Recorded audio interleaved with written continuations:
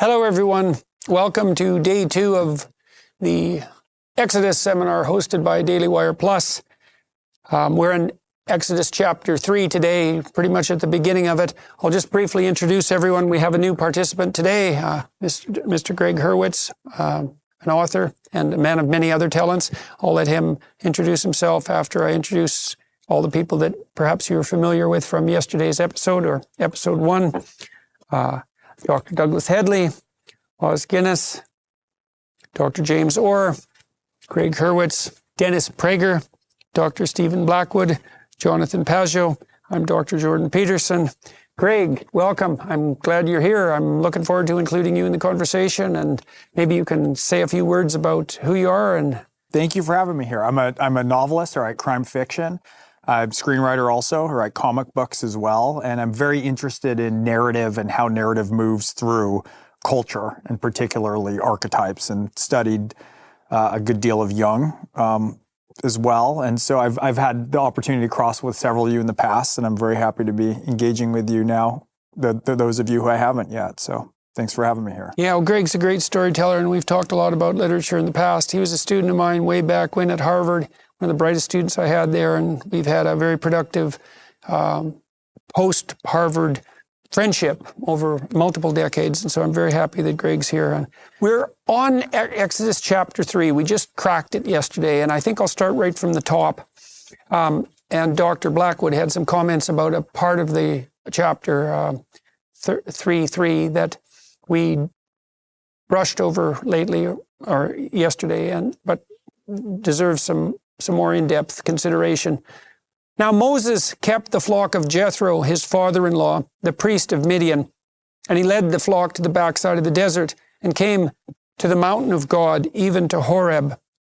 And the angel of the Lord appeared to him in a flame of fire out of the midst of a bush.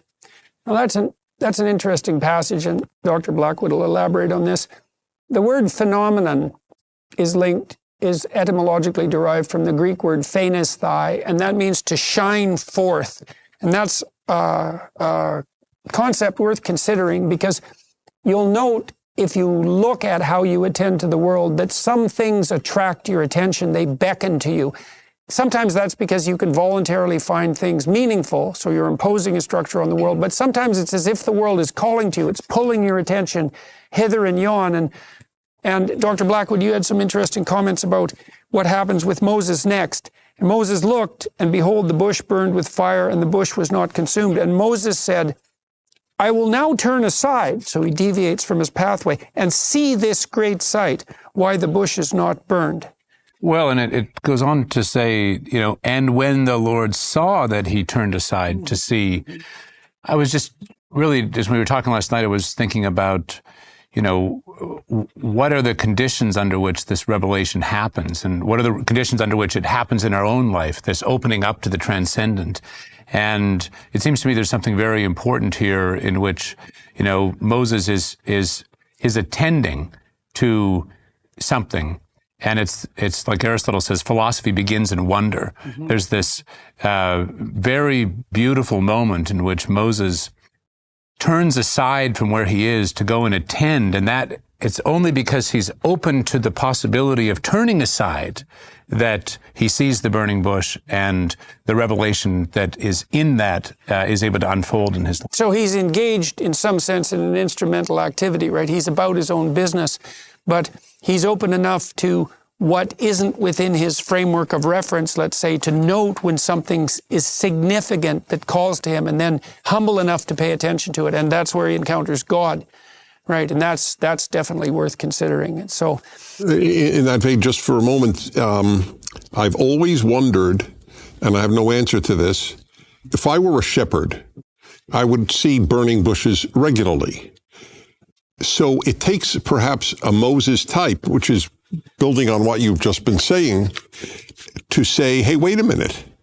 It's not being consumed, the bush. It's not burning. There's a fire. Really attentive. I think it does suggest that. Mm-hmm. Also, could I just say there's a sense, when he says, to take off your shoes because the ground on which you're standing is holy. I mean, there's this real question of,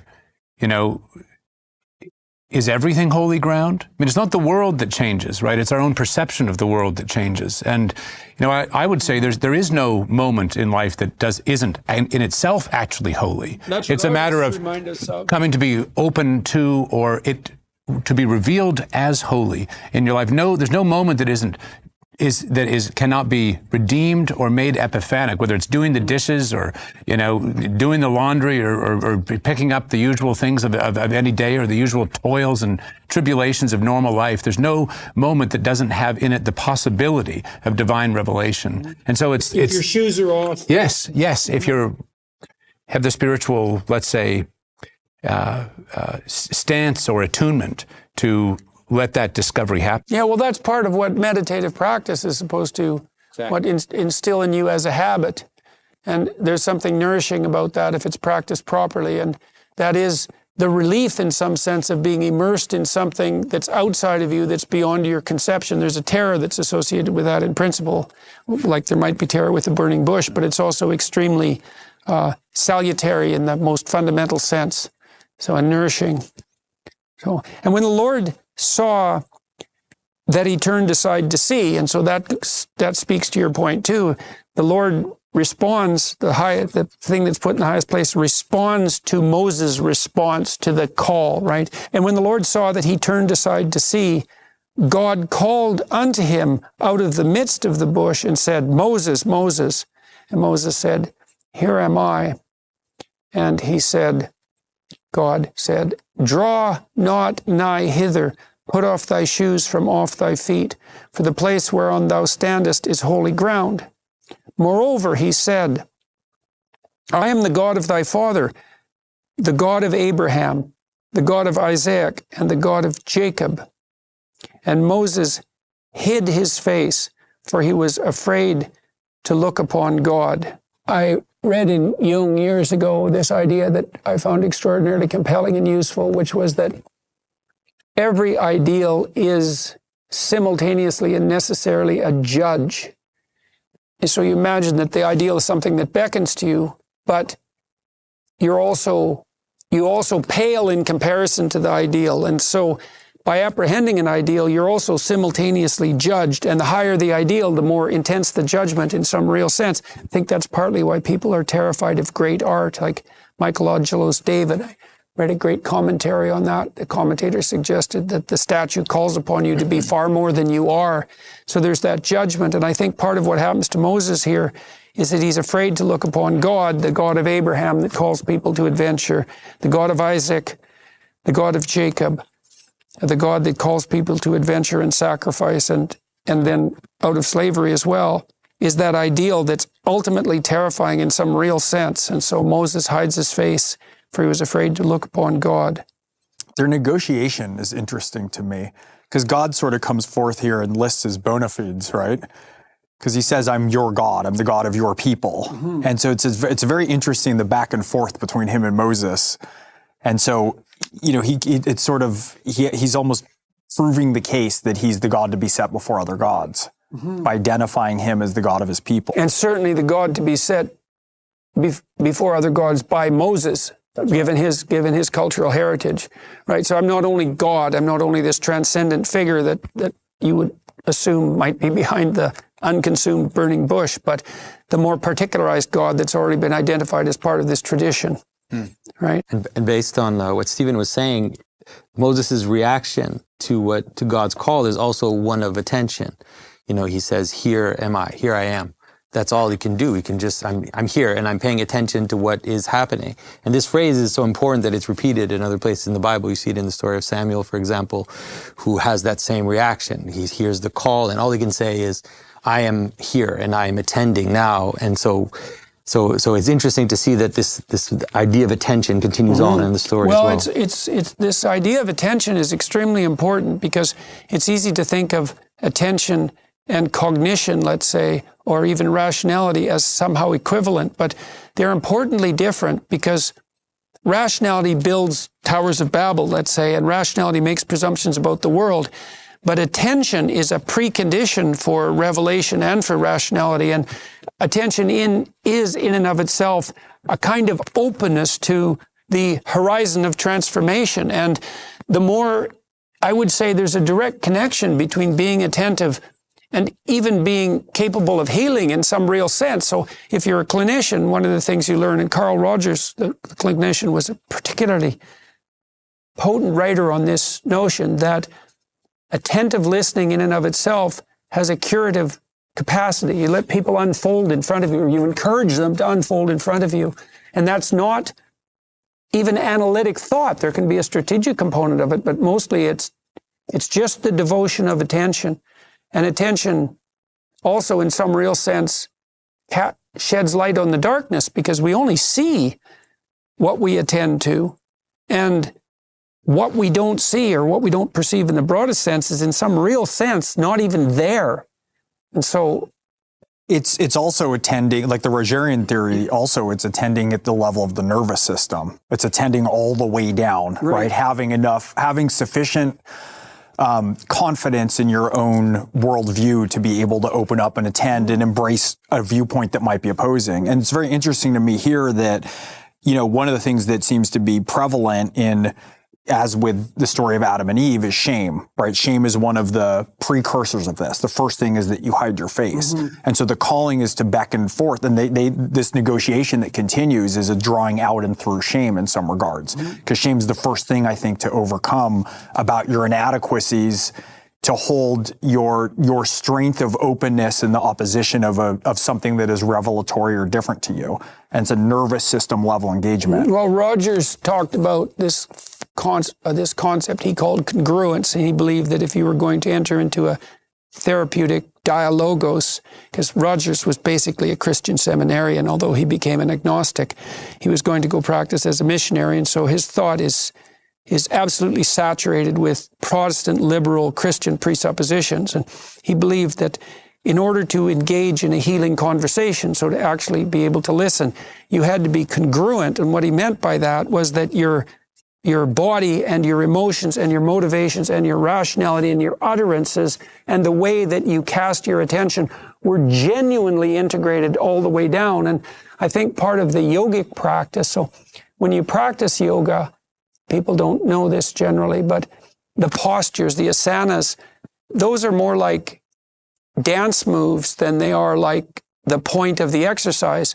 The asanas are postures that you learn to adopt so that you can put your body in all sorts of different positions.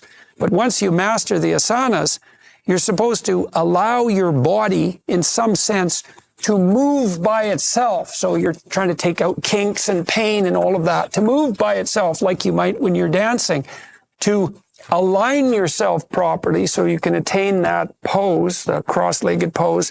So you're in a pyramidal triangular position and you're a stack that's integrated all the way up through your physiological layers. Those would be the chakras, so that revelation can come forth without being impaired by any internal discordance. And it always ends in Shavasana, which is the death pose, corpse pose, right? It ends with corpse pose. You lie still and you integrate, and then you arise again new. Jordan, could I put it slightly differently, though? I agree with everything said. And you're talking about the extraordinary, which we should see in the ordinary. Mm-hmm. Stephen's exactly right. I agree with everything you said. But here you have the immensity of something quite beyond any normal experience. So we've got to remember, more than half of the world have a belief that comes from this chapter, because this is different from Hinduism. This is different from atheism. This is different from every other religion. And say, people like Rodney Stark, monotheism, properly understood, is the single most powerful idea humans have ever had. Mm-hmm. And I think we've got to keep the immensity of what's happening here. All you said is right, but here it's elevated to an incredible level. Right. Well, that would be the mysterium tremendum of the summum bonum, right? I mean, it's bad enough to encounter the good in one of its forms, but to encounter the highest good. Even Otto's idea you can apply to other religions and so on. So what do you think specifically differentiates this? Well, verse 14 which we're coming to, amplified by, say, prophets like Isaiah, you have a vision of God here. There's nothing like it. Outside of the cosmos, outside of history, outside of humanity. This is something immensely different. And I think we've got to recognize the radical uniqueness of it. It's worth pointing out just on that point, just to back up what Oz just said, there's no hesitation at all over the significance of the burning bush. The bush is a vehicle for divine revelation. What would have been much more common in the religious climate of his time would be to treat the bush as some sort of expression, a form of divinity, actual divinity. In and of itself. Yes, just not as pointer to something absolutely, else. just as the Egyptians would take, as we'll see later, the snake as something divine, a naturalistic way of understanding divinity. There's no pause there at all. It's immediately Moses is attuned to the transcendent, attuned to God speaking through an inanimate object, or well, an animate object, but just a piece of nature. There's no sense that he's trying to divinize or put sort of ultimate significance in just in a bush, as would have been very common and has been very common, and for the sort of across the vast swathe of the history of religious belief. Right, so, go ahead. Just these two comments are why, in the final analysis, I do believe that this is divine text. I cannot think of a natural explanation for the Torah and the radical innovation of monotheism, let alone ethical monotheism, any more than I can think of a rational explanation for the creation of the universe or of the human being or consciousness. Just as the creation of the universe, to me, argues for the divine, or for a creator, capital C, so does the Torah and its radical new God argue to me for a creator of the text with a capital C. So, Oz, part of your point, if I understand it correctly, is that Moses turns to the burning bush, which is a phenomenon that attracts his attention. But then in some sense, and this is to James' point too, he sees through that anomalous event, even though it's anomalous and powerful in its own right, and then he sees something behind that that's the source of that anomalous and interesting event. And then in some sense, this extends to a vision that's beyond the cosmos itself, right? Beyond the confines of time and space itself, to localize the transcendent, not in the natural world, not in the phenomenal world, but beyond all of that. And so that's part of what makes it terrifying and profound simultaneously. Well, to press it one further, I mean, Stephen's right. There's a tension, but he wants to know why, an explanation. So that's the signal of transcendence. But when he turns, it's not what he sees. That's where I disagree with you. It's what he hears. And surely that's the significance. You see right from, you've got three revelations of God. First to Moses alone, and then to all the elders of Israel, and then to the entire nation. Deuteronomy 4. And it says, you didn't see a form, you only heard a voice. And so it's always hearing, Shema.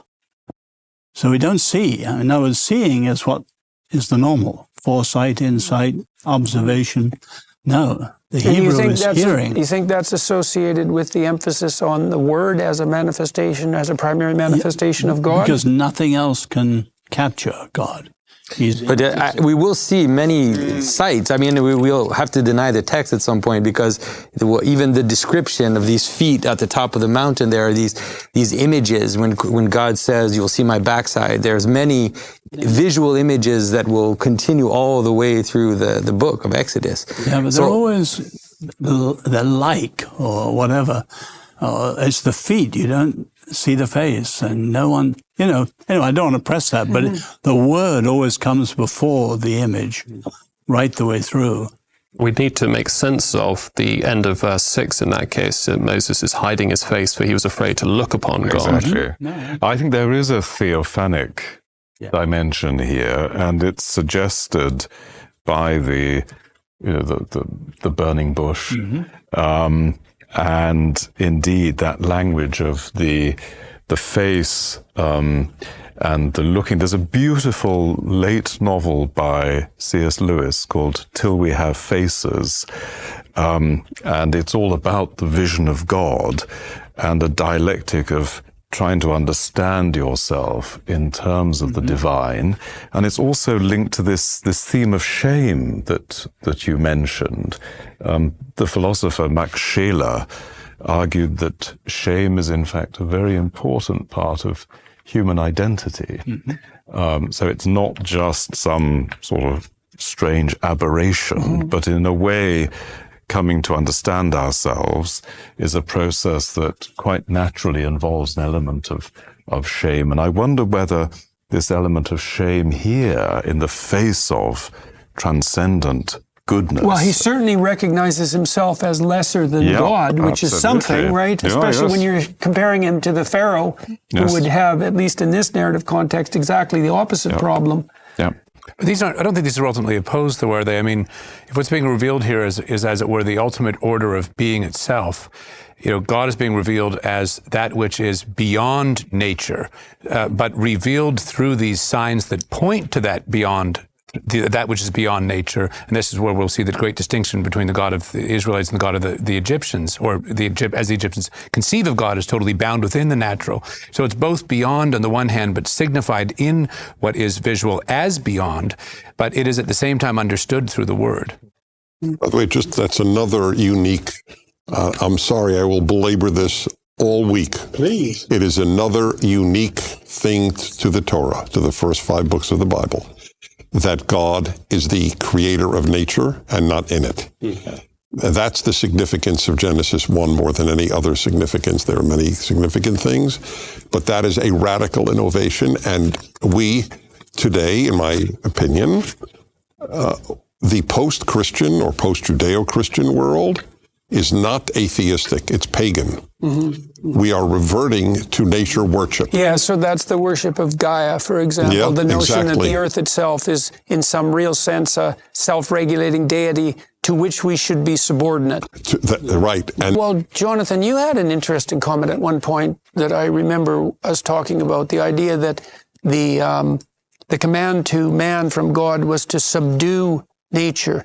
And your take on that, you took apart the word subdue. And you took it apart. No. Oh, okay. So do you remember how the conversation, you talked about the subduing of nature, or the point was to subdue nature is not necessarily to dominate it or even to extract instrumental value out of it, but to put everything in its proper place, right? To subdue it, to arrange it in the kind of cognitive hierarchy and perceptual hierarchy that you characterized as part of this mountain-like structure. And so I think the way for me to understand it is that on the one hand, there's a sense in which all things, God is beyond all, and that God is, like you said, outside, let's say, or above all things. But there's also a manner in which, to the extent that we are connected to God, is the extent to which we actually exist, right? That is how we exist. We exist to the extent that we are, that is our source.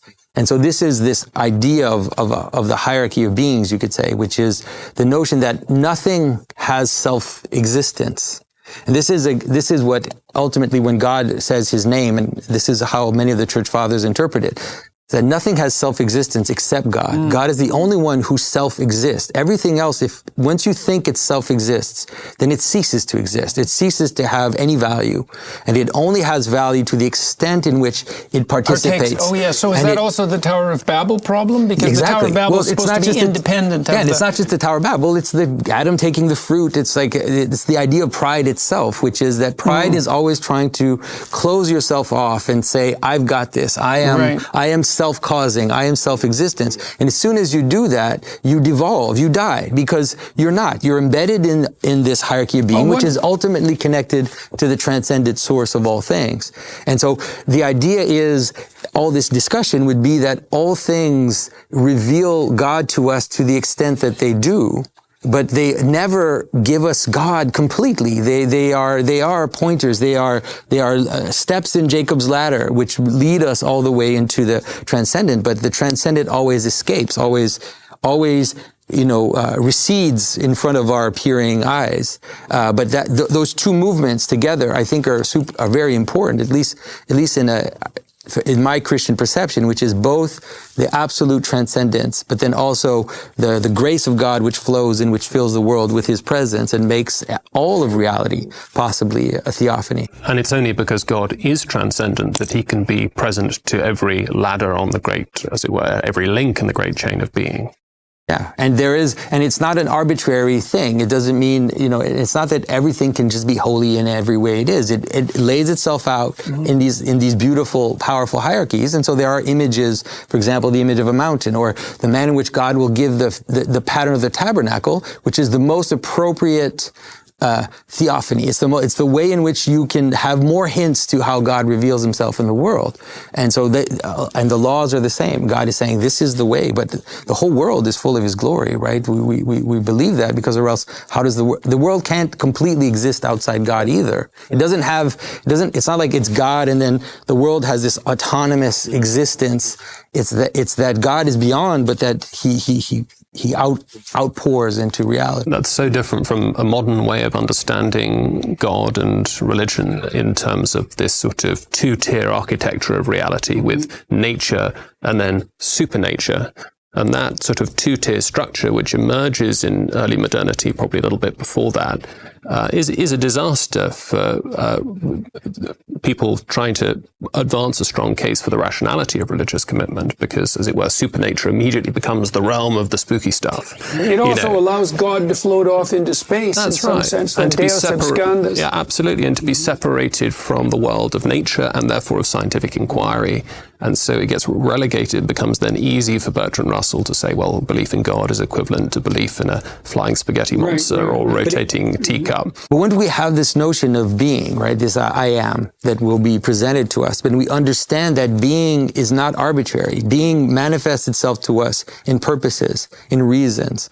And those reasons become the place where God, once you encounter the true reason of something, you are having a little theophany. You're having a mini theophany. And so the idea that being isn't just arbitrary, just things that exist, but rather it has this natural flow of purposes and meanings. Then all of a sudden, the image that God gives of the I am, it's like, yeah, he is the only one that self-subsists, and all things in their purposes point towards that. So, something complicated emerges out of that, as if this isn't complicated enough. There's this. So one of Jung's critiques of Protestantism was that the critique of Catholicism is that it might fall prey to the authoritarianism that's in some sense implicit in the Roman-like structure of the church and the hierarchy that's there. But his critique of Protestantism, the danger there was that everyone would become their own church. And then their identity would become self-proclaimed in some fundamental sense, because with no mediating structures between the divine and the person, it's easy for the person in some sense to usurp the position of God. And one of the things that's puzzled me about the recent insistence that people can self-define their own existence is that they're attributing to themselves in some real sense the omniscience, omnipotence, and omnipresence of God, because their stance is something like, I am that I am. Yeah, that's why it's pride. Yeah, right. And I really see those things as tightly linked. It's one of the things that's tilted me, I would say, ethically in a more conservative direction, because even in the psychotherapeutic literature, you see this Rousseau-like underpinning, which more or less assumes that sanity is part and parcel of the autonomous individual. And so there's a Rousseauian element there's a Protestant element, and a classic liberal element. And I've fallen prey to that to some degree by thinking of the sovereign individual as the fundamental unit of value. But then, and this is partly under the influence of Piaget and the theorists of play, and the people who've made the case that identity comes out of negotiation, that in order to be sane, which is something other than, let's say, self-actualized in the narrow sense, you have to be positioned in these hierarchical structures. So you can't be sane without a partner, without a long-term partner, let's say. Or if you don't have a long-term partner, you better have some children or some parents. And if you don't have them, you better have some friends. And if you don't have them, you better at least have some colleagues and a town and a city and a state and a country, all the way up the hierarchy. And that what the sanity then becomes is the symphony-like ordering of that entire structure, rather than the autonomous health of the autonomous psyche, self-defined, also conjuring up the notion that all of that embeddedness is nothing but an imposition in the manifestation of your autonomous self, which is also something that Rousseau would tilt towards, right? But Jordan, that doesn't come from Protestantism. That goes right back to the early temptation. You shall be as God. Mm-hmm. Now, Protestantism certainly reinforces one extreme. You're right about that.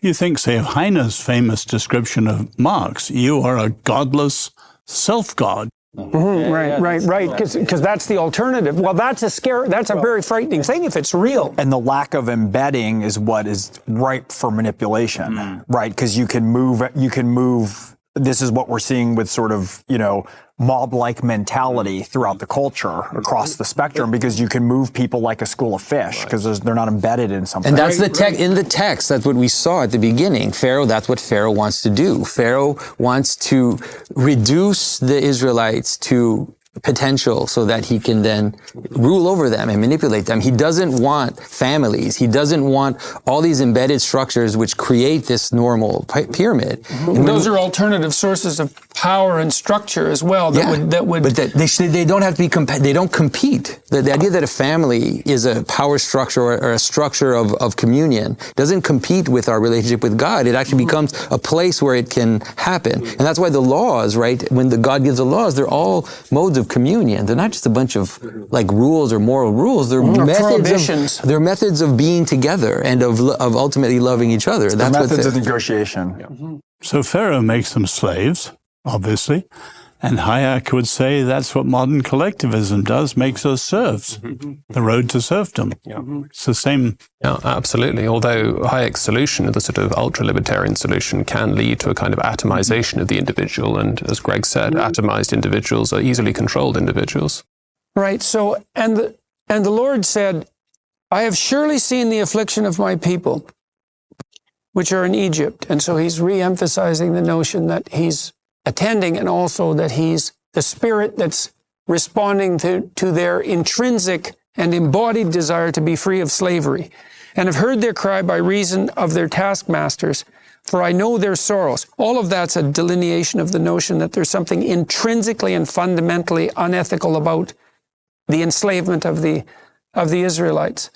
And I am come down to deliver them out of the hand of the Egyptians, away from tyranny, and to bring them out of that land unto a good land and a large, unto a land flowing with milk and honey, unto the place of the Canaanites and the Hittites and the Amorites and the Perizzites and the Hivites and the Jebusites. Now, therefore, behold, the cry of the children of Israel is come unto me, and I've also seen the oppression wherewith the Egyptians oppress them. Okay, so now we have the narrative structure of this text outlined here too, and what you see is the emphasis on the fact that the current tyranny is unsustainable and ethically undesirable, and that it needs to be transcended, and that the proper counterposition to that is the hypothetical land of milk and honey. And so that's fat and sugar fundamentally. And if you're a hungry people, then that's definitely a vision of paradise. But there's an archetypal structure to this, because we're always moving away from an insufficient and tyrannical current state. It's not in sync with the horizon of the future, and it's corrupted by our presuppositions and our sins in some sense, and we're always moving to a better place, and that's actually the motive force in life. And if you look at us neuropharmacologically and biologically, what you see is that the systems that fill us with enthusiasm, so that's the Spirit of God in the etymological sense, are the same systems that mark our progress towards a destination of value. And so there's a direct concordance neurologically between the degree to which you're aiming up a steep pinnacle, your movement towards that upper aim and the degree to which you're filled with enthusiasm and positive emotion. And that also regulates negative emotion, suffering, and anxiety. And so you see this fundamental narrative, the fundamental narrative substructure, in some sense of perception, reflected here. But Jordan, with due respect, you're making it archetypal again, whereas this is historical and it refers to the covenant with Abraham and the promise of land, and that runs right through the Bible. The promised land, and that's what's being referred to Right. here. Well, then I would say that then, to your point, that would be a translation in some sense of this, even more thinking biologically, this would be a transposition of this fundamental biological drive, which is transhuman, because it's not just human beings that have this goal-directed orientation towards the future. It goes way down the phylogenetic chain, but it's concretized here into geography and territory. Does that seem like a reasonable mediation? Mm-hmm. I have a question here. So what are the conditions in the text and of Moses in this situation that call for God's attendance to this? It's not like God was not aware previously that the Israelites were enslaved. So what are the narrative conditions that cause this right We talked a little bit about this Okay. yesterday, about Moses' character. And Moses seems to be someone who's particularly attuned to injustice and suffering. And so there's a call in some sense in Moses to respond to this, and it seems that that's part of what alerts God. I think that the slaughter of the children is also that call. Like we see in the story of Cain and Abel, you see that pattern set itself up, which is that the blood is calling from the earth. You know, that this scandal is a call. And so I think that the idea of the killing of the children is repeated. Is as a repetition of already the Cain and Abel story. Is that also, do you but it's suppose there in the that's story of because Christ as well? if tragic enough things happen to a community, there automatically arises a compensatory desire, which is if the lowest thing is happening, then there's an immediate call for the remanifestation of the highest thing as a medicament? But even behind the things you're talking about, Genesis 15, the Lord predicts to Abraham they will go into slavery. And the whole point of Israel is to be the counter Egypt. Mm-hmm.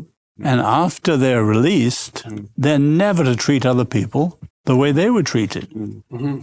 There's a tempering too with Moses. I was thinking about your analysis of the meek shall inherit the earth, right? And the meaning of meek, that was always puzzling to me, is those who have swords who keep them sheathed. And so it's very interesting to me that Moses, one of his first adult actions is to kill an Egyptian who beat somebody, right? It's like he has to have use of the sword before having the power to know when to have it sheathed to affect transformational change.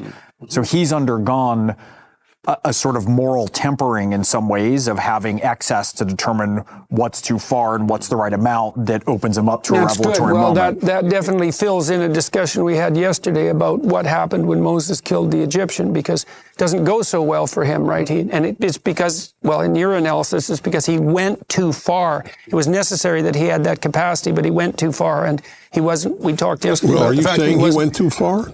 I'm saying that well, he went too far and learned and was punished for it, but you have to go too far to know what is too far. Like you can't you do feel he went too far. I like what he did. Okay.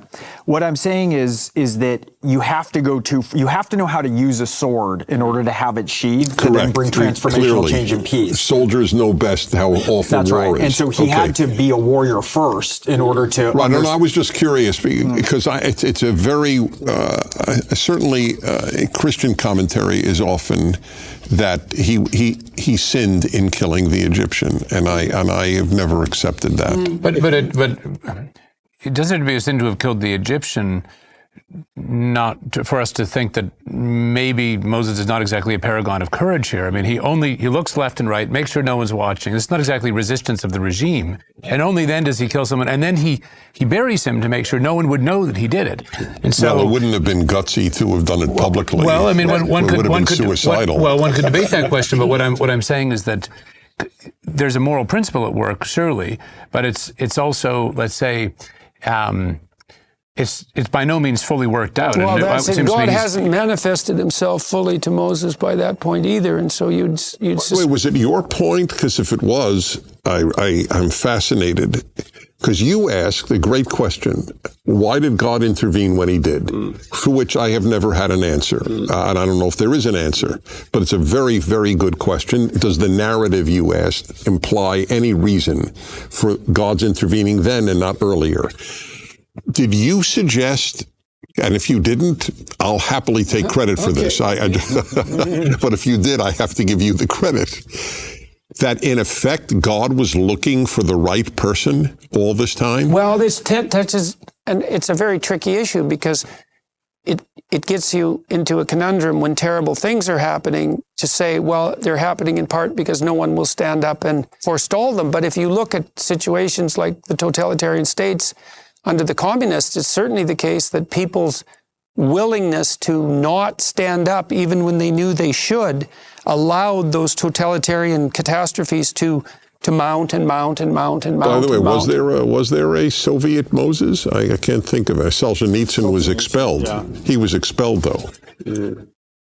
But that's an interesting. Many of them were killed. I would say, Sakharov and so on. But anyway, I just want to know: is that your point? Well, that's how the narrative I love looks. it. I'm crazy about it. Actually, well, it has to do. Does it answer that for you in some way? Yeah, I mean, for me, so I'm looking at it from a straight narrative perspective of how you make a structure and a story make sense. So if we detach ourselves from the spiritual just for a moment, and what it is that there's not a hero who's worthy of having the ability to encounter the divine in a manner that can be transformational yet. So Moses' tempering is the story of, right, he comes sort of from no one, right? He's raised in the way that he's raised, and he also is prone to a violent outbreak that shows courage, but it's a younger version of courage. It's untempered. And so he pays his penance for that and is finally seasoned. He's seasoned sufficiently in his suffering to be at a point that he can take notice of what is revelatory and to engage with it in a manner that's transformational. And so then he's a what do they call that? A psychopomp. Yes. He's someone who, like a frog, right? Yes. He can mediate. You're a psychopomp. He can mediate. Oh my God, don't tell me that. That's the worst thing you can possibly be, to exist on that border. And that would require something to come up from mankind, so to speak, and something to come down from God simultaneously. So there's some sort of meeting. And then that person becomes a mediating figure. That's right. And that person's engagement at cultural moments or in the life, like people can be psychopomps for different people or for a culture. Well, you think, Dennis, that seems to make sense if you think about it in terms of the prophetic tradition in the Old Testament, is that you get the societies that collapse in and of themselves, and they turn from God, so to speak, and they continue to turn from God, and things just get worse and worse and worse and more tyrannical until someone pops up and is now willing to take on the burden of being the voice. This wonderful explanation suggests that the old saw, God will act if we do. Right. He won't act entirely on his own. No. Well, and we have to prompt his action. That would also interfere in some sense with our free will, and it also makes sense. That's right. With Dostoevsky's strange comment that beauty would save the world, because you could imagine in some sense that what Moses is having here when he encounters the burning bush is something like an aesthetic experience, right? It's profoundly attractive, at least. Perhaps it's not beautiful, but perhaps it is. And so that beauty is calling to him and calls him into a relationship that then transforms itself into something transcendent, but he's also prepared for that characterologically. Well, to Oz's point, so I don't know if you covered this yesterday, but there's so many parallels in the story of Moses and the story of creation and the building of the tabernacle also, right? It's embedded in the story of Genesis. And what's very interesting to me is that if Exodus was the first book, we could say, well, if God speaks and there's no one to hear him, does he really exist? If God appears, but Genesis predates it. So this is a story to say, as you're saying, that God is outside of, right? God is outside. That's the revelatory thing. That's why Genesis is first. And then there's a parallel of showing this now with the embrace of humanity, because right in that time. Okay, so there's this great Jewish commentary that I read. I think I found this in Jung as well. and it was a meditation on the limitations of God. And so it's like a Zen koan. And so here's the proposition, the question: what does a being who's omnipresent, omnipotent, and omniscient lack?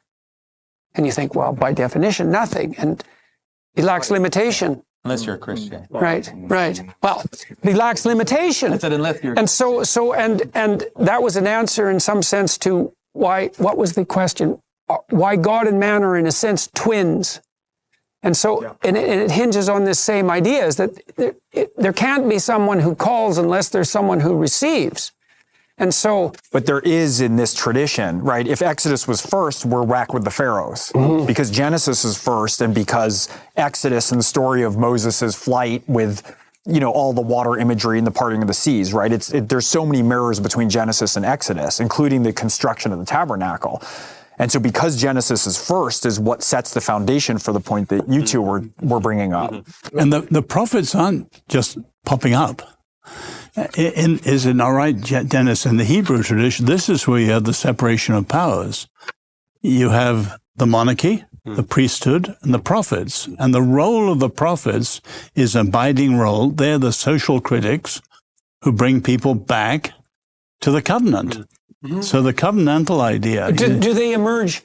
Are they like Neolithic shaman? Do they emerge by vocation, or are they? They're called, yes. They're called by God, and you have dramatic call. And you can run away like Jonah. Right, and that's the most standard. Well, and who wouldn't? It is. My sad analogy of most Jews is that they're Jonah. God has called us to bring the world to this text, and most Jews have decided to flee. I think we need to be careful, though, at the same time about sort of, God's work, nature's work, man's work. I mean, I think the overall message, as you might put it, is this is all, in some sense, God's work. I mean, the creation is God's work. The running away is somehow within God's will. The hardening of the heart of Pharaoh is within God's will. Moses' own birth and then being put in the river is somehow, this whole, the grand narrative here is meant to be revelatory of the nature of what is most real. And by definition, nothing can fall outside of that. Mm-hmm. But I guess maybe it's a matter of what would you call when you give people, when you grant to people who are your staff, let's say, which is relevant to later imagery in here, their own domain of autonomy. And maybe that's part of this building the hierarchy that reaches down from the heavens, is that it is all under the dominion of the entity that's superordinate, that's beyond being, let's say. But that doesn't mean that each part doesn't have its part to play and its place, and that's actually real too. Yes. I take Stephen's point, but the first two chapters of Exodus actually God is curiously absent. It's really. But I think that it's because there's the direct parallel with the flood, and even the. I'm sorry, I don't want to sound harsh, but like in terms of narrative, like if we look at the actual narrative structure, and Greg. The killing of the Hebrew children, you have to understand it almost as if they're all dead. Except for Moses. All the males have been killed except for Moses. There's just one. It's a reduction. There's like this reduction. So think about Noah as well. Like everybody's dead, there's just one. There's this reduction which manifests the seed. Right? So it's like the story of Superman is the same story. It's like his whole planet is dead, and now this last one, it's as if he's gathered into himself all of the nature of what he is, and now he is going to recast it. And so I think that's, at least narratively, I know it might cause moral problems to people to think about it that way, but at least narratively, why would it cause a moral problem? I don't know, because people don't like the idea that God would just let the children of Egypt die. But that pattern of the killing of the children is repeated in Scripture, in the story of Christ. Right. And in the story of Christ, you have the same image where the king kills the children, and it's a strange thing. It's as if there's this concentration. And then it's not that God wants that to happen, but that God transforms evil into good all the time. That's what God does. He takes the evil. It's not that God wants evil, but that he is constantly covering it with his grace and his glory. And so it's like, this is the worst thing that could happen. Like, kill all the children. And then all of a sudden God's like, no, there's one. We're going to replant the seed. And so you can't get rid of it. It's like its meaning will return, the law will return, the covenant will return. You can't get rid of it. Humans have no power to destroy creation. To Stephen's point, then, because I found the hardening of the heart is very struck by that, going back to read it, because it's like, why keep hardening the heart, right? But what's very interesting to your point is that in conditions that are the utmost extreme to have good flourish, that in some regards is the story of the ultimate, most condensed version of good. It's the most extreme example, right? Like Christ story, right? It's the same thing. So it's not that it's a moral problem, whether you view that as being literal, metaphorical, whichever way that you approach the text. But it's actually the experience of everything. Everything works that way, right? So it's like Greek civilization dies and it's almost gone. And so what do? We try to save. What do we save? What do we decide what we're going to save? So it actually condenses into its essence, and then that gets carried through to the next, right? It's an apple falls to the ground, it rots, everything falls apart. And then, oh, surprise, there's that hidden thing inside, that seed, which will now sprout up again. Well, and that's right. And that's in alchemy, it's the jewel in the toad's head, right? In Freudian catharsis, it's going back to the point of greatest trauma to find the thing that will liberate you, right? It's not only true historically and culturally, it's true psychologically, sociologically. Well, we glossed over the fact that in some sense that all the Hebrew boys were put to death, and that there's a structural parallel between that and what happens in Christ's time, because it's also an emphasis on the motif of lowly birth. Dennis, you referred to that yesterday, that Moses is the son of two ordinary people, but it's not just that he's the son of two ordinary people. He's the son of two ordinary people born into tyrannical catastrophe under the threat of death. And I will return to the archetypal in some sense there, in that, well, that's true of all of us to some real degree, and we're even wrestling about that within our culture now, because we tend to view our culture as an atrocious tyranny, and so we're children of an atrocious tyranny. And all of us, of course, at birth are susceptible to death, because human beings are unbelievably vulnerable at birth. And so it's the lot of mankind, so to speak, and then out of that terribly threatened beginning can come the redeeming hero, and that's definitely what happens in the Moses story, and it's the eternal story, and it's reflective in that sense of the story that you just laid out too. Do you all agree with Jonathan's comment that God turns all evil into good?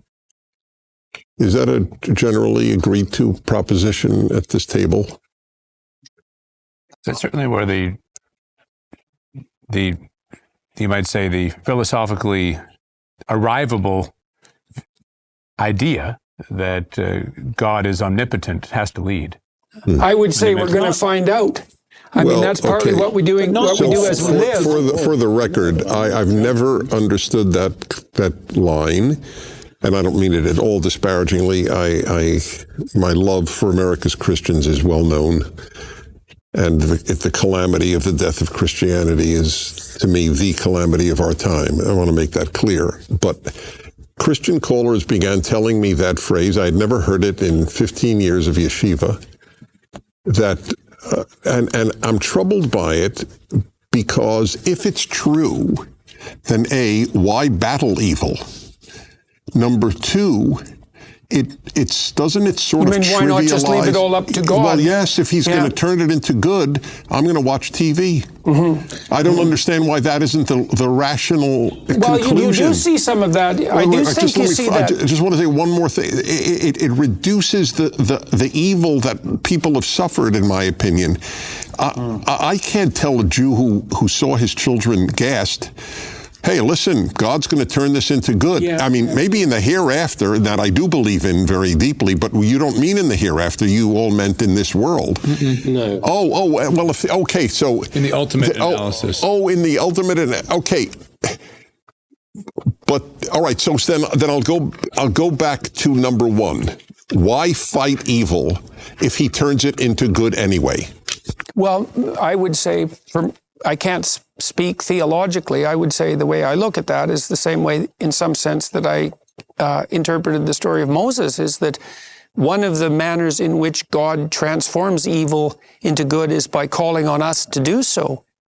And without our, I wouldn't say compliance. But we don't transform bad into good either. We destroy bad, hopefully, but we don't transform it. The raped woman remains raped. If we defeated the Nazis, but the Nazis caused, I don't know, tens of millions of people to die horribly. But the question is not whether terrible things, in fact, utterly horrific things happen. It's whether there's any possibility of redemption of those very things. Mm-hmm. Right. And to what degree that's okay, redeemable. So, by the way, and I say this with love, and I mean it, I'm not being in any way patronizing. That's a Christian view of suffering. So I got to tell you this, forgive me, Well, what do you see as an alternative, Dennis? I'll say it in a moment. I just want to tell you how interested I am in this subject. So I have always asked the question why to any phenomenon since drove my parents crazy. So everybody knows Jews complain more than other groups, certainly more than Christians. So that's a given. I even have a test. Get a Christian, get a Protestant, Catholic church, and a Jewish synagogue grouped together for lunch, an ecumenical lunch, and I arrange in advance to serve overripe cantaloupe. Which group will complain the most? Everyone knows the answer. The Jews will complain the most. Okay, so that's not a riddle. The riddle is why. And I have a fun theory, which I won't bother with, and I have a serious theory. And the serious theory is Jews look at suffering with the following statement: it stinks. And Christians look at suffering as being Christ-like.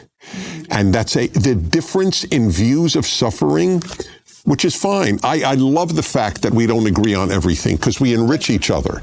But I really do believe that the view of suffering is different. The word redemption, as was just used, that God will redeem this suffering is not a concept I am theologically or emotionally comfortable with. May I just interject? I think that that's extremely profound and something that we ought to bear in mind. Symbolically. So I'll bracket the theological dimension to it. But if you think of the symbolism of the cross, then that is symbolism of the transformation of that which is unspeakably humiliating, being tied up naked, tortured to your death, the most appalling death imagined in the Roman Empire, as an image that is ultimately an image of redemptive, yes. Yeah. Now, there is a very powerful set of images in the Hebrew tradition of separating yourself from evil, right? So one of them is here in the book of Exodus. You separate yourself from the oppressor. So you're not transforming the oppressor, you're not transforming the evil, you're separating yourself from it.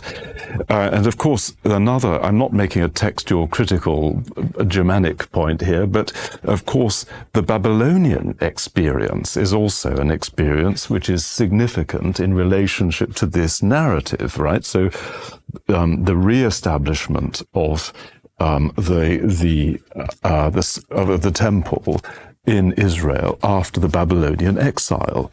So there's this very powerful Jewish or Hebrew narrative of separation is that from to set evil. Yourself apart? Exactly. Now, to some extent, there's a counter-Christian imagery, which is not that of separation, but as it were of integration and transformation. Now, that seems to me a very intriguing opposition of, I'm just talking about symbolism here, rather than explaining about theology. I was not brought up in the tradition you're describing. That was, for me, a one-sided, very lopsided view. And as judgment, you take what happened to Sodom, or you take the prophets are outraged against evil. For our Lord, the tomb of Lazarus, it says once he wept, and 3 times the Greek, he's furious. I don't recognize what you're saying. I was taught you should fight evil and overcome it.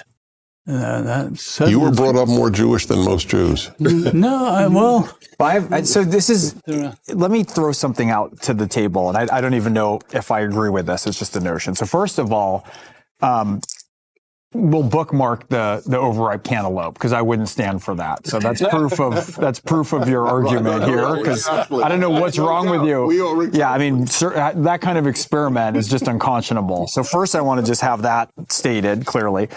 But so part of the Jews being the chosen people, part of that is to bring peace, right? That's part of being the chosen people. Is that right? I think ultimately there's peace because people will come to God, and God wants us to be peaceful. But part of being the chosen people is to negotiate that with people of other faiths, right? Okay. So maybe having a different orientation toward suffering is part of the role of being the chosen people, to keep calling attention when Christians are being perhaps to a Jewish mindset, to accommodating. I like both approaches. I just wanted to illuminate that I didn't resonate to the original point of God turns everything into good. The evil remains evil. Our task is to conquer it, but you can't transform it. The tortured individual was tortured. You can't untorture the person. I agree. Jordan, we warned you yesterday, 15 minutes. Yeah, we wouldn't get to chapter 3. I know. Nonetheless, we haven't got to the key verse yet. there's just a phrase here I just want to reread because I just find it so unbelievably beautiful. And that is, and the Lord said, I have surely seen the affliction of my people which are in Egypt, and have heard their cry by reason of their taskmasters, for I know their sorrows. I mean, the claim here that the cry of the human heart, that any suffering or sorrow is present to the creator of all things perhaps it's absurd, perhaps it's idiocy, but that's the claim here in this text right here. Something at least in us responds to that. I mean, if we're suffering, and this bears on the other point about the redemption of suffering to some degree, I mean, you do see people grow as a consequence of contact with adversarial circumstances and privation. And I know the moral issue you're dealing with here, because you don't want to justify evil by the good that it might be transformed into. That doesn't justify the evil. That was the point you asked me, or I don't know if you asked me, but you mentioned yesterday, well, you did. You said, do I resonate to the notion that Israel was built thanks to the Holocaust? That would be a good example of what you're talking about. And I said I was horrified by the notion. Right. But you also agree that when people face adversarial circumstances, and even sometimes... Totally. Well, adversarial is not the same as crucifixion or a gas chamber. There's a finality to that evil. You can't grow from dropping dead. You can grow if you continue to live. There's a finality to the evil if biological death is death. Okay. Once we go to the hereafter, which I'm an adamant believer in, but we can't depend on that with regard to evil. I know that God will punish Hitler doesn't mean I don't fight Hitler here. But I don't think I've ever heard anybody suggest otherwise. At least when I was suggesting that God transforms I agree with you. evil, I'm only asking if God does turn all evil into good, why fight evil? Well, because of this fractal structure. Like, we are the sons of Adam, right? We are the mediators. We are the ones that God put as those responsible for creation. And so we have to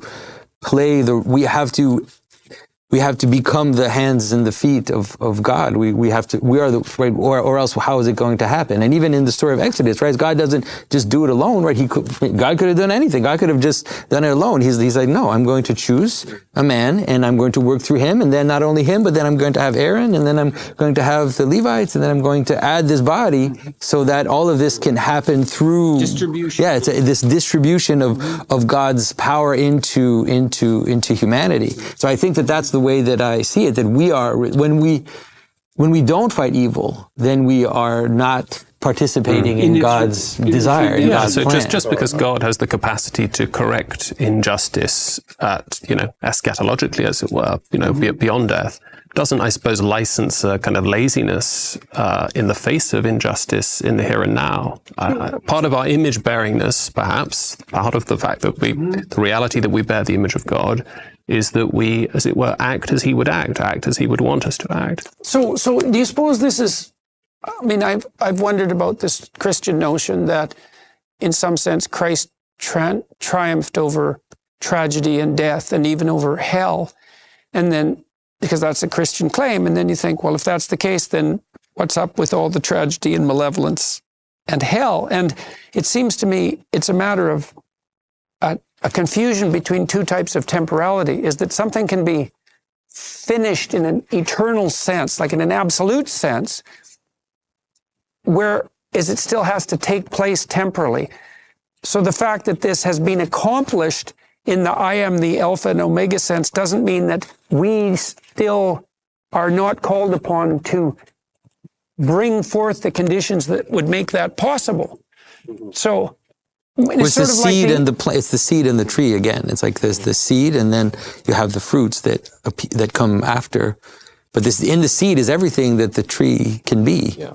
Right? It has it all, but then it has to actually deploy in time and space and facing all the idiosyncrasies that it'll have to face. Mm. It's a very interesting point, Jordan, because I guess from God's timeless perspective, assuming that God is a timeless being, and I think there's warrant for that in the pages of Exodus and elsewhere, you might say that God apprehends all reality as a kind of blinding flash, a blinding flash of simultaneity, and evaluates it in those terms, as it were, timeless terms. And it may be, though it's difficult for us to grasp this, caught up in the horrors of the Holocaust and other tragedies. It's difficult for us, from our temporal perspective, to grasp what that kind of evaluation might be. Yeah, we're still trapped in the pages of the book, even though the book might exist in the totality. And in some strange sense, we're writing it as we go, but that doesn't also mean that the final victory hasn't been attained.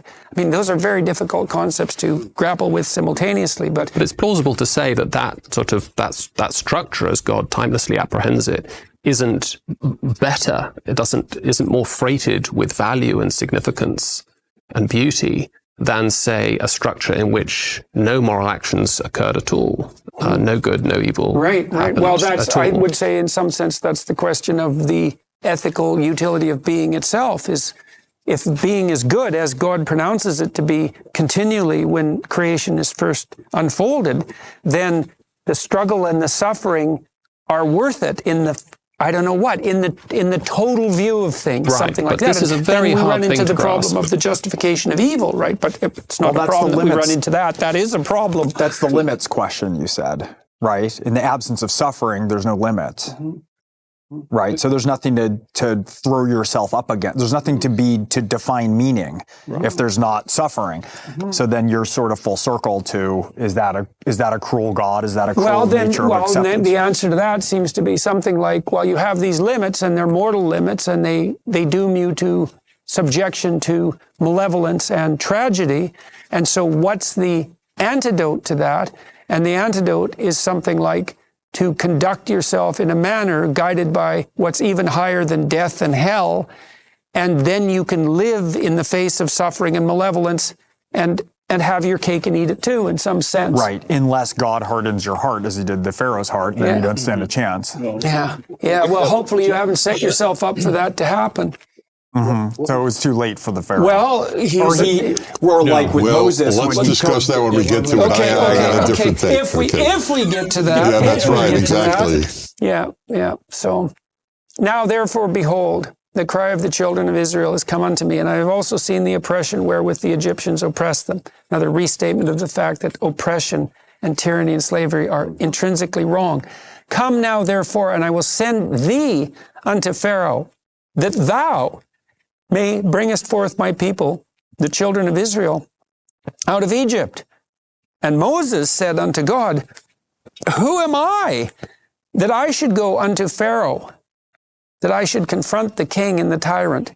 that I should bring forth the children of Israel out of Egypt? And God said, certainly I will be with thee, and this shall be a token unto thee that I have sent thee. When thou hast brought forth the people out of Egypt, ye shall serve God upon this mountain. And Moses said unto God, behold, when I come unto the children of Israel, and shall say unto them, the God of your fathers hath sent me unto you, and they shall say to me, what is his name? What shall I say unto them? So we can see here that Moses is pretty perplexed and puzzled by and he's a man who's capable of shame and sees himself as lowly in relationship to the transcendent. We already know that. And so he's completely perplexed by the realization, and no wonder, that it's up to him. It's also funny. There's a little bit of overripe cantaloupe going on here too, Dennis, because it's like God has appeared, right? And God has said, I will be with you. And he's like, he's got all these objections. It's pretty funny. It's like, well, I've sort of laid this out well, and there's a burning bush, and we've had this dialogue, and he and keeps you've admitted coming back. I'm God. He's like, well, what? I don't speak that well. I mean, we're going to get to all of the, he wants to so really. is that humility or pride?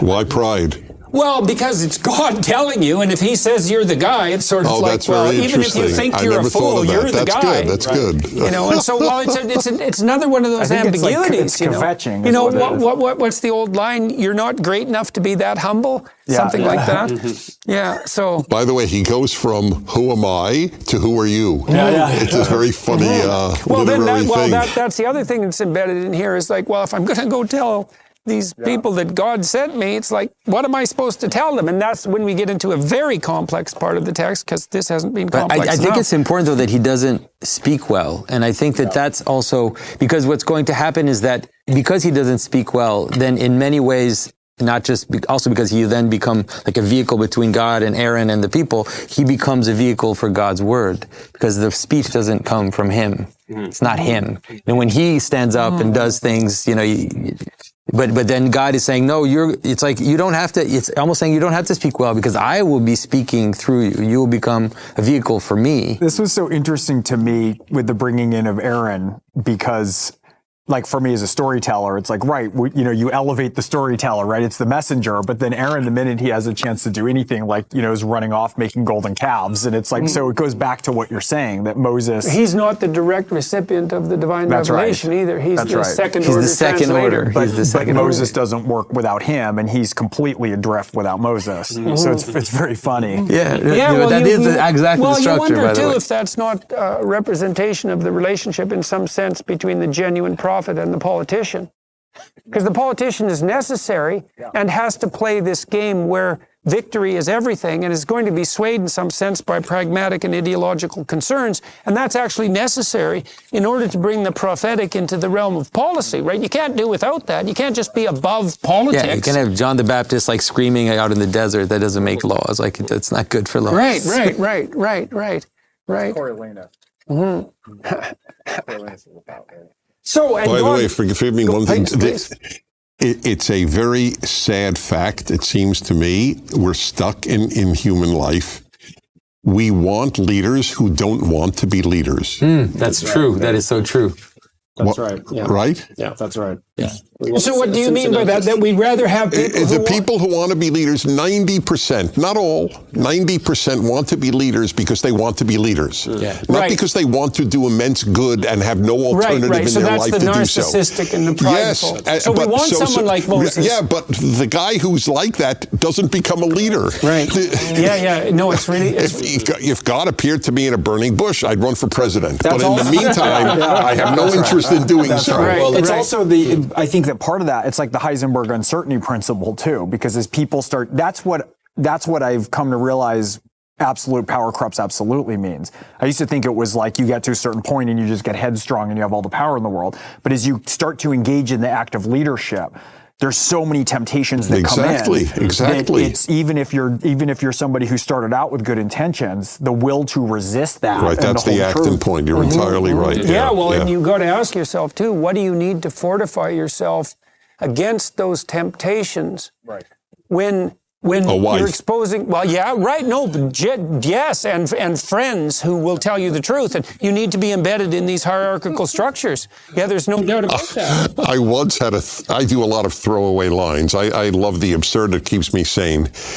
Out of nowhere on my radio show, I once said, you know, folks, wife in Sanskrit means she who finds flaws in her husband. I totally forgot I ever said that. It was one of my crackpot throwaway lines, and I moved on with the show.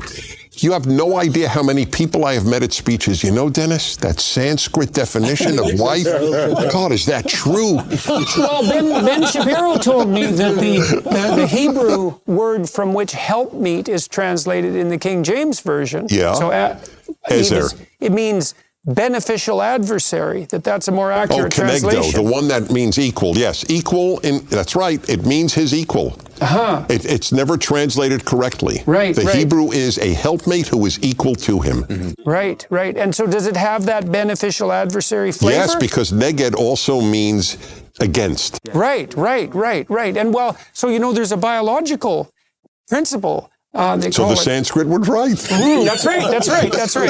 It's called opponent processing. And if you want to make it's partly why we have two hemispheres and not one. If you want to make a very finely gradated discrimination, judgment, you need two opposing forces. And so, for example, imagine you want to just do something as simple as move your hand smoothly this way. Okay, you can do that, and it's pretty smooth. But this is way smoother. And you do that by pushing against, and then you can calibrate unbelievably precisely. And so if you have this adversarial relationship, then you can calibrate much more precisely. Incidentally, how we've discussed, that's also true conservatism and true liberalism as a force to negotiate complex change in a manner that's smooth. Right. Corrupted, it's a mess. Yeah, well, the conservatives stand for what is, and the liberals in some stand for what could be. It's the brakes and the gas. And then you have the logos that mediates between those two. Yeah, that's the necessity for free speech. Okay, so now, and God says unto Moses, I am that I am. Now, this is complicated because this can be translated and has been many, many ways because the tense, my understanding is the tense of the verb is indeterminate. So it could also be I was that I am and I will become what I will become. And so it's not only self-referential. So God, in some sense, says that he is the essence of being itself. But it's not just being in the present. It's all the past, all the present, and all the future all at once. And so here's some other translations of that. I am that I am, the essence of being across time. These are biblical translations. There's an element of self-reference, an element of awareness, an element of becoming as unfolding, an idea that which was hidden will be revealed, an element of to know the place for the first time, in the T.S. Eliot sense, the distinction between being and objective existence. All of that seems to be tangled up in this mystery of God's name. And he said, thus shalt thou say unto the children of Israel, I am. So is it being itself? Something like that? Yeah. Being and becoming. The ground of being. The ground of being has sent me forth to address you. It'll just help everybody, I think, that in Hebrew there's no am. There's no, to be has no present verb. By the way, it's very common. Arabic doesn't have it. Russian doesn't have it. Because let's say I want to say in Russian, I am a doctor. Ya doktor, ya vrach. It doesn't matter. Or I am Dennis. Ya Dennis. Everybody knows you don't need, am is really unnecessary when you think about it. I, Dennis, is the same as I am Dennis. There's no question to the listener, oh, he is Dennis. So it's an interesting question. What does the present tense of the verb to be serve when it's not really necessary? But that's, so, however, it's not right to translate this as I am what I am. It really is, I will be what I will be. That is the Hebrew. May I say, though, and this comes back in a way to Oz's point, about the uniqueness of this passage, right? So this uniquely theistic perspective is that I'd sort of agree with that, but I think one has to nuance it a bit, and partly if we go back to the, moreover, he said, I am the God of thy father, the God of Abraham, the God of Isaac, the God of Jacob, and Moses hid his face. So there's this curious tension between the tribal side of this deity, right? So it's the God of a particular people, but also this universal dimension, right? So it's a God who is not actually a tribal God at the same time, like the God of the Egyptians, right? Or the God of the Phoenicians, or the whoever. So there's that interesting tension between the link with a particular people, but also the universality.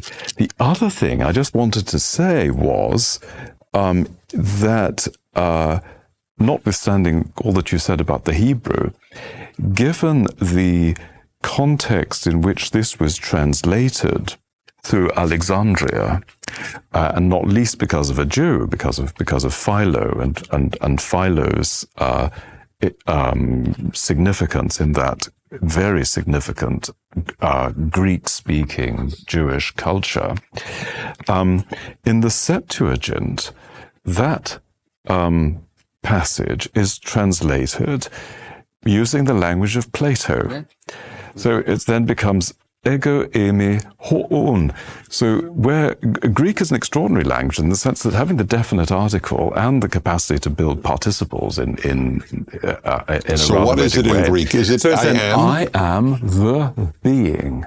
I am the being, as opposed to that which is fleeting, and so that's how it's interpreted from Philo onwards. So there we go. So just say, so what we get there is something very extraordinary. So of course we're right. You're right to say this is something in a sense uniquely Hebraic. This is the great Hebraic Jewish contribution to Western culture, but it's fused actually with an Athenian element, one might say. And hence this extraordinary. Is that part of the union between the Greek logos and exactly. Christian so logos? Of course, when then of course it's translated into Latin as ego sum qui sum, or the I am who I am, but that tradition of linking it into this philosophical tradition with its rather different background means that in the 17th century, my ancestors in Cambridge, as it were, spiritual rather than literal, could say that they were Platonists because Plato was merely the Attic Moses, of course, again, quoting Alexandrians.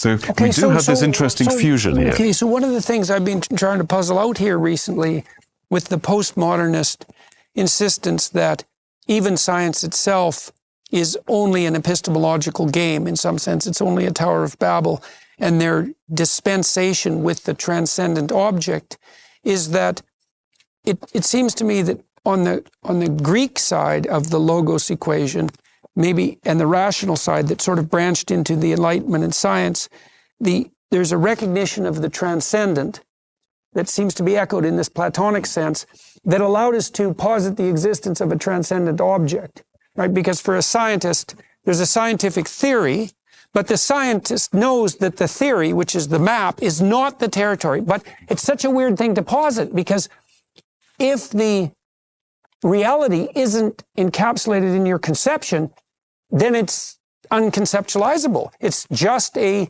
transcendent entity, right? It's a being beyond your conception. And it might be an object, it is for scientists, but the fact that it doesn't bear any, it doesn't exist preconceived by your preconceived notions. And then you refer to it, you defer to it as a scientist. You say, well, this is the way I think reality is, and this is the way it's manifested itself to me, but I will test it, and then I'm willing to be corrected by the transcendent object. And I don't know if you can get that. This is why I thought, with the Nietzschean announcement of the death of God, the death of the transcendent deity, that we might have also seen the demise of objective science, because we don't know to what degree science also depends on this belief in a being that's beyond conception, right? Like technically beyond conception. I think there's a lot to that, and we've got to be careful about how maybe you're using the word transcendence in two different ways. So in the first sense, divine transcendence is transcendence of space-time, of all reality distinct from God himself. But then you moved into talking about transcendence in the sense of what transcends our perceptual and cognitive capacities as the scientific inquirer. I think scientific inquiry is always sort of hedged in. We can't jump outside our conceptual skin. We can't jump outside our perceptual skin, our linguistic skin. This is the strategy that the post-structuralist... We can't jump outside our a priori conceptions of space and time. That might also be epistemological, right? Yeah, certainly Kant thought that, that space and time are like goggles, and they're not kind of realities. And we could probably park that one for now. But there are other senses in which science does need genuinely transcendent to appeal to genuinely transcendent realities. A good example would be mathematics. It's not as if the more scientific discoveries we make, the less mathematical those conclusions are becoming. Science is increasingly freighted with mathematics. In fact, a lot of physics now just is mathematics because, as it were, our ability to do physics through mathematics outstrips our technological capacity to, as it were, well, and our embodied capacity to grasp it as well. Absolutely right. But we are appealing there to a domain that is not outside space, it's outside time, that exists necessarily, exists no matter what. And that is a precondition of successful scientific inquiry that's not open to being constructed. There's other preconditions, too, that seem to unite the belief in a transcendent deity with the belief in a transcendent object. If the purpose of the scientific inquiry and the pursuit of truth in that direction is to improve the lot of mankind rather than to make us miserable slaves, let's say, or to reduce the earth to radioactive ashes, then an ethic is guiding the scientific enterprise. And so this is something I really learned from Jung. And I think all the work that's been done recently on the what would you call it, the necessary ethical framing of attention points in the same direction, is that if you don't approach the object with a relationship with God in mind, then what the wisdom the object reveals to you can easily be put to hellish purposes. Yeah, well, I think you made this point in your Genesis lectures, that there is real warrant in Genesis and in Exodus 2 for tying to the marriage of goodness and being, that the two are really the same thing. We talk about good, and we talk about goodness, and we talk about being, but they are really, in the classical tradition, certainly in the monotheistic tradition, these are two aspects of the same thing. And so that might, just to connect it to your thought, that scientific inquiry in rendering being and reality more intelligible is itself a disclosure, a rendering of goodness itself. Yeah. Well, and so that's something we hope. That's almost like that's another asana that's to be brought into symphonic alignment. Right. Yeah. Right. Yes, that's a good way of putting it. Yeah, a greater attunement to the way. And mathematics can be that, right? Scientific inquiry can be that. They're all. It can be beautiful, even though it's immaterial. And they have to keep engaging for alignment, right, with something else. Well, or we get discordance and trouble. Those are the alternatives. So. I also want to just bring out this beautiful way you put that, James. That this revelation of being itself is then also revealed as good in its transcendence. And here you have God as a verb, however that verb might be rendered, not an object, not a river, not a cow or a tree or the sun or whatever, but as a verb, as a transcendent, you might say, activity that is in all things. And yet, in that goodness is particular. It's a transcendent activity that here in this text right here is said to care for human life. You know, they heard the cry of the Egyptians, and I don't want to read this text through the New Testament, but it does seem to me that what's being suggested here is very similar to, you know, the lilies of the valley and this not a sparrow, not a lash lost, as Hopkins puts it. And so what you have here, in some sense, what I want to ask the table here is what you have here is something like the suggestion that God is revealed as love. I mean, in this specific. How else are you supposed to understand that? Well, yeah. Well, when you were speaking about that, I was thinking, well, what's the maternal spirit that responds to the cry of a baby? You can't exactly attribute that to the particular mother. Because it's not the mother, it's the maternal spirit that's responding, and then that's a reflection of the divine. So that would be a reflection of Mother Mary from a Christian perspective, let's say. And it really is it's a transcendent phenomena. What crying brings forth is love. Really. And so the cry of an infant brings forth maternal love. And that's not something that's bound in the individual in any sense at all. It's something transcendent. And it's transcendent in that it transcends any given individual. And so then that begs the question, what ontological status does it have, right? And we can't answer that question because we don't know how our own existence and our own consciousness is bound up with the structure of being itself. But suffering definitely, it can call forth contempt, it can call forth hatred, but it can definitely call forth love. And then love is the antidote to that suffering. So, and I do think it's reasonable to say that that's, in some real sense, how the God of our heroic ancestors manifests itself through us, is that you see the suffering, and that's what's happening with Moses. You see the suffering and you're open to it, so you're willing to grieve because of the suffering and not deny it, and that's the taking on of that suffering, and it's the fact of the taking on of that suffering that calls forth within you a counterposition. That's certainly what's happening to Moses. I mean, he's having a dialogue with God about the terrible, catastrophic suffering of the Hebrews, and he's obviously willing to take that on, even though he's leery about it, and no bloody wonder. He's willing to take that on as his destiny, right? As his destiny. So, despite his insufficiency, you know. Well, then you can borrow that down to neurology, evolution, and hormones. And to your point, right, that reaction of a mother to the cry of a baby, right, it can be proved out here, but that's not all that it is, right? Because then you're into the train of the intellect that falls in love with itself, right? It's one piece of it, but the pattern should be, right? Isomorphic. Well, and I right. think it is. Like I think I mentioned yesterday, I don't remember if it was in this context, but Frans de Waal's work on the structure of social hierarchies in chimpanzees shows pretty clearly that stable chimpanzee troops are predicated on the spirit of peacemaking and reciprocity. That's the fundamental principle. It's not power. And so even among chimps, there's this ethical, it's ethical interaction. There's no real other way of saying it. Or your argument about the ratio of dominant to submissive rats in play, and when they will go submissive. It's exactly the same thing, isn't it? It's the spirit of play that keeps rat societies alive. But that thing doesn't exist on its own as just an odd rat behavior. No. Right? That's all about this asana alignment, let's say. Well, and you see, Panksepp discovered play circuitry in mammals. You also see it in birds. I mean, so that spirit of voluntary association and voluntary play, which is, I think, really, in some real sense, the antithesis of power, that's so deeply instantiated biologically that it has its own independent circuitry. So you see there an alignment, and you'd expect that. Why wouldn't there be alignment between the biological and the transcendent? How could there not be? Well, we've lost that, right? We've lost, this is not to derail, but our avatars of meaning getting removed from the basis of meaning. We were discussing this earlier.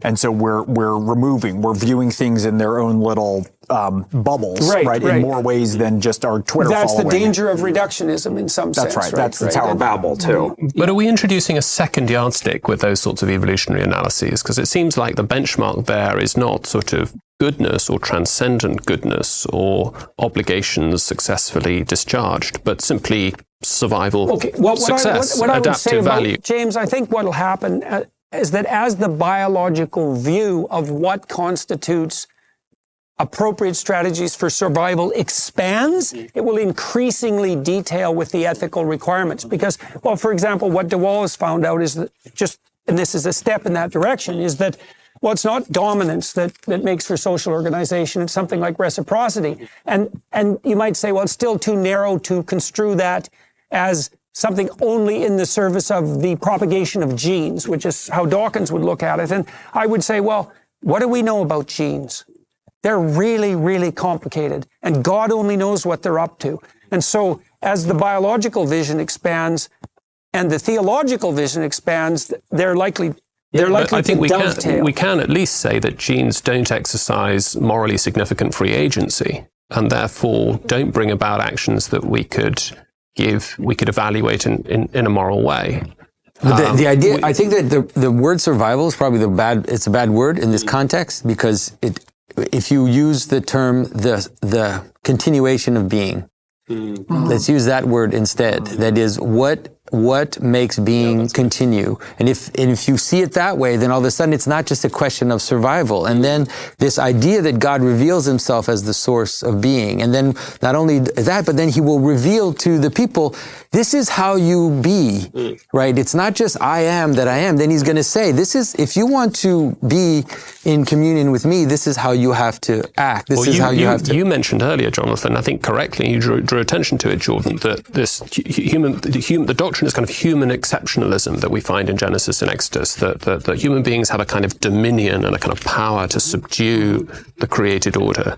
And a responsibility. There's a responsibility, and that I think presupposes that we have, even if we can think of ethical requirements at the sort of in the non-human sense, there is some sort of special ethical requirement, special kind of moral agency that is qualitatively distinct and puts us at the apex, as it were. Would also agree with that. Well, certainly, it's clearly the case that we are self-conscious in a way that other animals aren't. And the way that's explained is that we bear the image of God. That is to say, the explanation is given is that there is some aspect of us that is not biological. Well, God is also here. He knows that he is that he is. And so do we. Well, right? We have that self-reflexiveness that seems to be part of. So humans always have to be fully understood upwards, and never just downwards. Right. And isn't that there as well in that point you made about, I don't know who it was now, but about, where Moses says, am I? Who am I? Who am I? Who am I?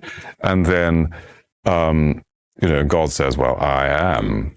And so is there not there a sense of the yearning and linked to that question of, well, who in the human soul, right? The desiderium naturale, this natural yearning, which is the problem for the naturalist, I would say, that there is this instinct in the human soul for transcendence, a yearning for transcendence, which we find depicted in this passage of that desire for something ultimate, for something ultimately good, ultimately true. There's a literature on voluntary psychedelic use among animals. So even as low as flies.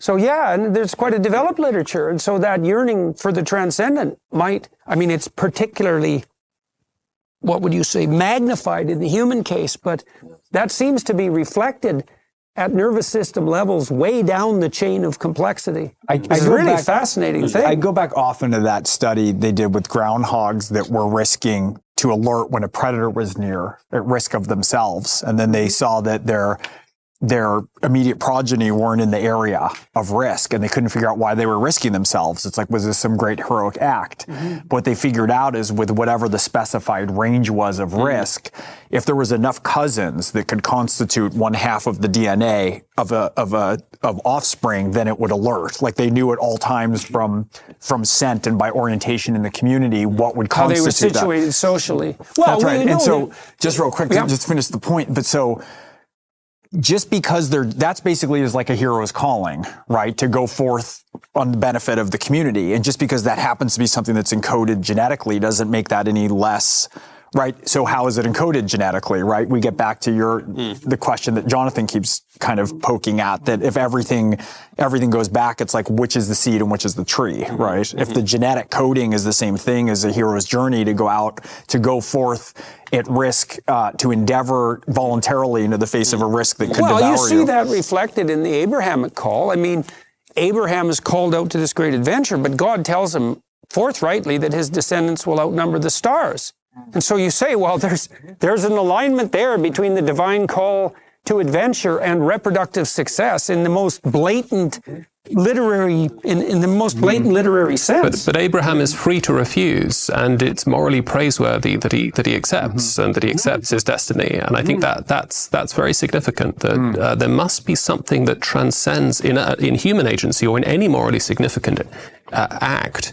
There must be something in the agent that transcends determinism, that just transcends whether it's genetic or environmental. There has to be in some sense, because you can't. I think one of the consequences of my conversation with Roger Penrose, assuming Penrose is right, and he's been right about a lot of things, is that a system cannot exist in a universe constituted like ours that's only deterministic, because the horizon of the future is literally not deterministic. You cannot compute the horizon of the future algorithmically. Now, I know people who would dispute that, but Penrose isn't one of them, so you can't say that it's not a scientific claim. It's controversial. It's a very good argument against computational theories of mind. Right, and that's really what he's focusing on. The other view is more Could controversial. I, at the risk of being simplistic, bring it back again to the uniqueness of this story and the immensity of what happens here? And this is a world-shaking incident for certain reasons. I mean, every time I go to Cairo, I look at the Great Pyramid of Khufu. It's incredible, and it had been there 1,000 years before Moses. How the dickens? If I said to you, Greg, I want you to free the Uyghurs. I mean, something like that is what he's being called to. And he's got a confused identity. Well, he's got a slavish people. He's got an impossible regime to overcome, the longest lasting one in all human civilizations, and one of the most powerful. Right. Well, and only the immensity of who he meets here is enough for it. To call him to that. Well, and it's not, he doesn't just free the Hebrews from the Egyptians. He frees sequential, multiple generations of people over a span of 2,000 years from whatever tyrant happens to oppress them. And that's really something. You know, so it's Egypt. For better or worse, Oliver Cromwell says, Exodus was my precedent. So maybe you take the Negro spirituals, go down Moses. Right, exactly. Why does this incredible text of freedom inspire people? It's the difference that the Lord makes. So There's maybe that's nothing analogous to the victory of Christ in some sense, is that Moses didn't just triumph over the temporal Egypt. He triumphed over the eternal Egypt. And we can see that playing itself out. But people still have to do it. And so you could say, well, the Christian view at least is that Christ triumphed over death and hell, but that doesn't mean that people don't have to still do it. That's the significance, I think, of Jesus remarking in, I think it's John chapter 8, before Abraham was Amy, I am. And it's interesting, the immediately after that, I think it says, and they went away and plotted to kill him, or plotted to stone him. Right. This is an incredibly provocative act. Yeah, you might say so. Thing to say. That's right. Just kind of an alignment. Whether he says elsewhere, I think in John 10, that I and the Father are one. It's incredibly provocative. So there's a political dimension, but there's also a metaphysical, universal dimension that is encoded into this strange saying, I am that I am, or I will be what I will be.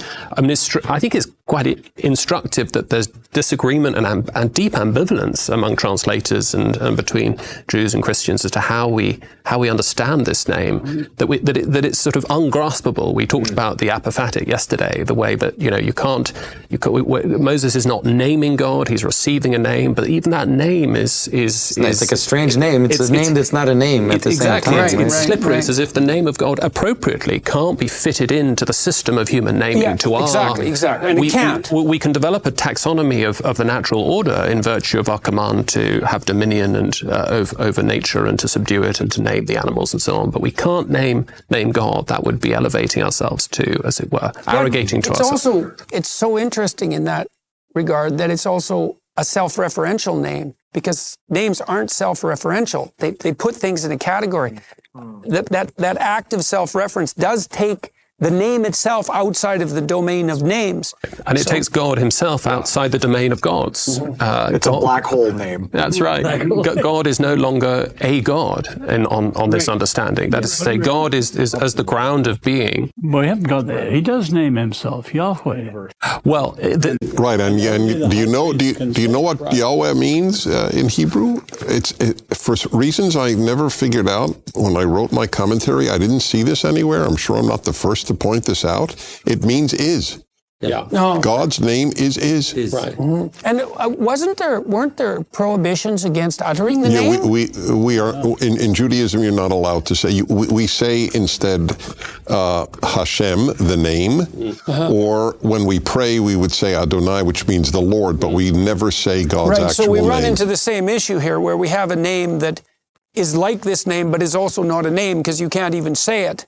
Yeah, So- well, right, except the priest on the high holy day of atonement. But even that name is also, it's like a very strange name because it's a name that's also not it's a name that it just is. It's like it is. Well, is again, back to is. That's right. It's the ground rule. Being in a way, it recapitulates Genesis. If you think of Genesis, the first verses of Genesis, God is the creator of all reality distinct from himself. That is, God is the source of all being, all existence distinct from himself. And there can only be one. There can only be one existence, and therefore there can only be one thing that is identical with existence, or the source of all existence. When you point out the chimpanzee thing, which is obviously very interesting, the point is, I assume, that acting good works better. Is that, Yes, that right? definitely. Well, there's a structure to acting good. Okay. It's something like an iterated and game. I buy that, and I think that's important. I just want to note, on a pragmatic level, arguing with people who want to do bad, that, well, you should know that in the long run it doesn't work, is not effective. No, I understand. Well, that's God saying do not murder is a better way. Right. And even that doesn't always work. I'm I'm not sure that's always true, because that would be to say that human self-consciousness is of no merit. I'm not saying it always works, but that's why I said the bad. Right. I agree that it can work for some.